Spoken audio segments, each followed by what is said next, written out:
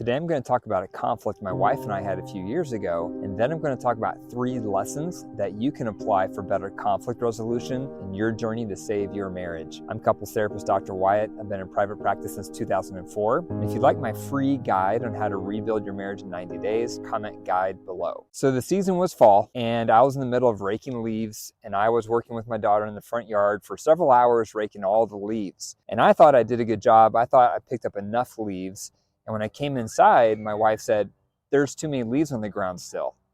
And I said, "No, there's not. It's fine." And she said, "No, there's too many leaves on the ground, because if you leave that many leaves on the ground, then it's going to kill the grass. And when it snows, it's going to clump up and it's going to not allow enough sunlight to the grass. It's going to die." And I said, "No, I looked at it really carefully when I was out there, and it's fine. It's fine. The amount of leaves we picked up is fine." And she said, "No, it's not. It's not fine. It's not enough, and you need to pick up more leaves." At this point, I started getting frustrated, and she started getting frustrated. And then I said, "I think it's fine. If you don't, you can go out there and rake the rest of the leaves if you want to, but I think it's fine how it is." And then that made her more frustrated, and I started getting more frustrated. We started getting flooded.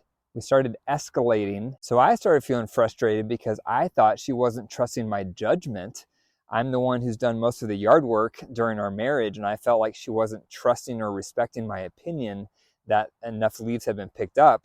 She was frustrated because she felt like I was dismissing her concerns and not listening to her, and she started feeling like she did not have a voice. She started feeling voiceless. So things kept escalating, and we got more and more tense with each other. And then the language started getting more harsh. And then when we finally sat down to try to listen to each other's experience of the conflict, we started interrupting each other and fact correcting. "That's not what I said. That's not what I did.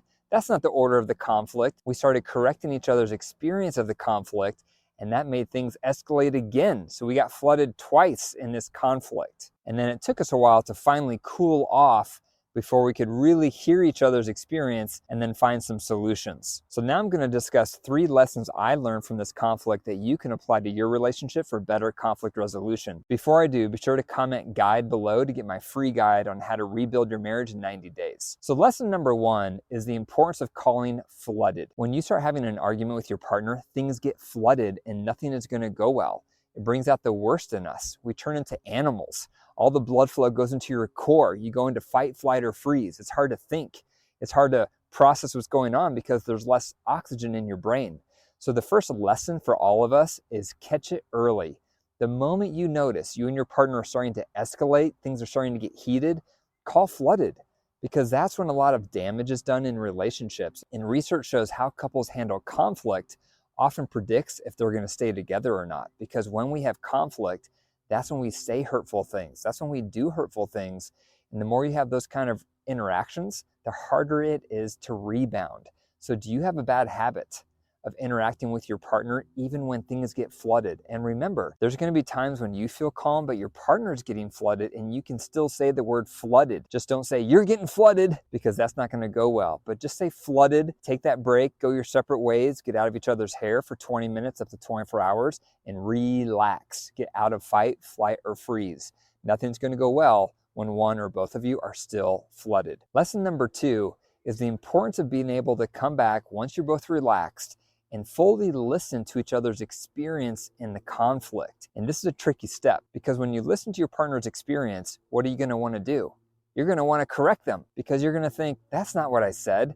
That's not the order of events." You're going to want to correct their facts.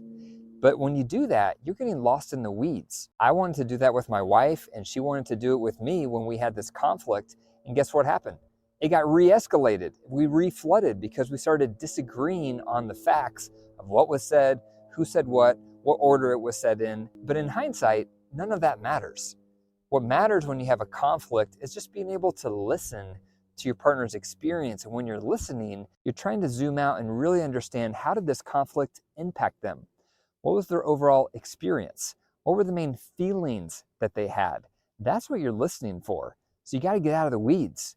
Get out of the weeds when you're listening to your partner's experience. They're going to say stuff you disagree with.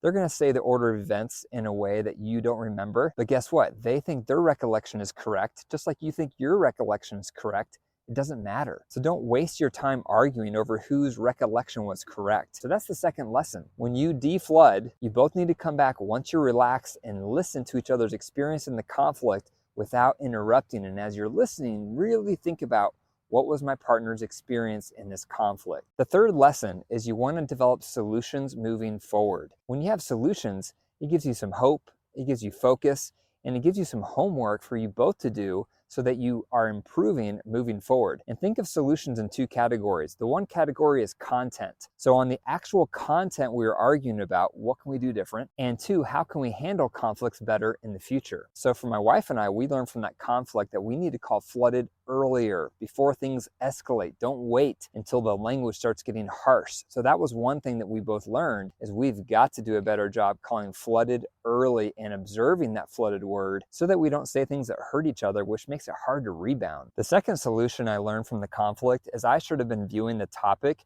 as a sharing power topic. I thought the leaves were fine, how they were. My wife had a higher standard. She thought they should have been raked up more thoroughly. So I should have thought, this is a sharing power topic. We need to bounce the ball. We need to strike a compromise.